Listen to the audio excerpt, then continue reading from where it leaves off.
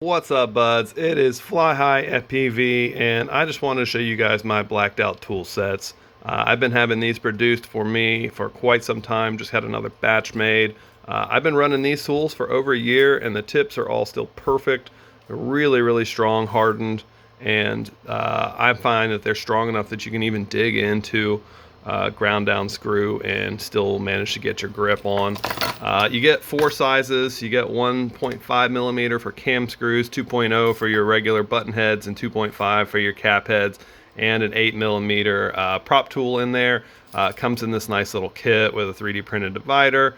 I break mine right out into my backpack and use them individually. I really like that they've got storage in the back, so you can put your spares in there, so that if you drop something in the field, you can just keep going. You don't have to stop.